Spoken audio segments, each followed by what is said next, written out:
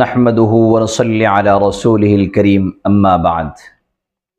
খুব সংক্ষেপে পরিষ্কার কথায় চলে যাচ্ছি। আমরা জানতে পারলাম এবং দেখছি যে শিক্ষা বিষয়ক শিক্ষা অধিদপ্তর বা সংশোধনী যত বিষয়গুলো আছে এ সমস্ত বিষয়ে আমাদের ওলামায়ে কেরামরা বৈষম্যের শিকার। আমাদের ওলামায়ে কেরাম যারা এতভাবে প্রাণ দিলেন, গত 2024 সালের 5ই আগস্টে যে স্বাধীনতা অর্জন হলো, এই সংগ্রামে এই যুদ্ধে ওলামায়ে কেরামের প্রাণ গিয়েছে, তলাবা ছাত্রদের প্রাণ গিয়েছে। অথচ দেখা যাচ্ছে যে আমাদের ওলামায়ে কেরামরা আজকে বৈষম্যের শিকার। শিক্ষা মুসলিমদের শিক্ষা, এদেশে এটা মুসলিম প্রধান দেশ, এদেশে মুসলিমদের শিক্ষার মধ্যে যোগ্য যোগ্য ওলামায়ে কেরাম রাখা যাবে না, এটা কেমন কথাবার্তা? অথচ শিক্ষা সম্পাদনার জন্য ইসলামিক বিষয় বিশেষ করে সম্পাদনার জন্য যোগ্য আলেমদের কোনো অভাব নেই।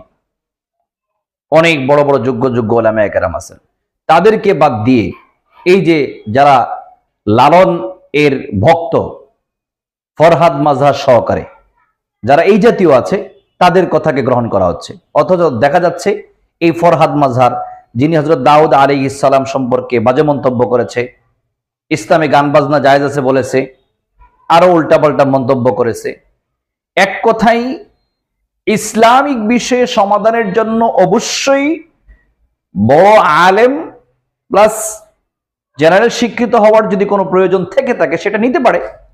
বাকি বিষয়টা হলো অবশ্যই যোগ্য বড় আলেমকে এর সাথে সমন্বয় করতে হবে, মিল নিতে হবে, তাদেরকে সংযুক্ত করতে হবে। যদি সেটা না করা হয় 100% বলতে হবে, আমরা বলবো যে এটা বৈষম্যের শিকার ওলামায়ে কেরাম। যেমনি ভাবে 1971 সালে সেই যুদ্ধেও মুসলমানদের সাথে অন্যান্য যারা আছে তাদের সাথে আমাদের এই দেশের ওলামায়ে কেরামরা যুদ্ধে লিপ্ত হয়েছিল এবং ওলামায়ে কেরামরা এই স্বাধীনতা অর্জনের ক্ষেত্রে নিজের জীবন দিয়ে এবং শ্রম দিয়ে, সময় দিয়ে এবং মানুষকে উৎসাহ দিয়ে সেই 1971 সালে যুদ্ধের কাজে সহযোগিতা করেছিল। অথচ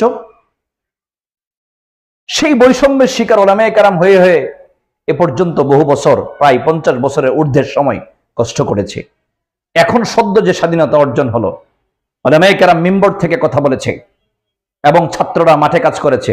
ওলামায়ে কেরামও আলেমদের মধ্যে প্রায় 15 জন আলেম শহীদ হয়েছে।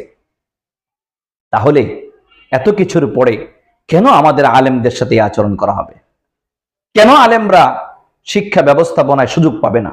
কেন তাদেরকে দূরে রাখা হবে? অত্যন্ত কষ্টের। দায়িত্বশীলদের কাছে এই আবেদন থাকবে এবং বিশেষ করে উপদেষ্টা মণ্ডলীদের কাছে যে আপনারা অবশ্যই এ ধরনের বৈষম্য তৈরি হতে দিবেন না। আপনারা আপনাদের জায়গা থেকে সতর্কতার সাথে ওলামায়ে কেরামদেরকে নিয়ে মুসলিমদের শিক্ষা ব্যবস্থাপনা অবশ্যই মূল্যায়ন করে যোগ্য আলেমদেরকে সেখানে সংযুক্ত করুন।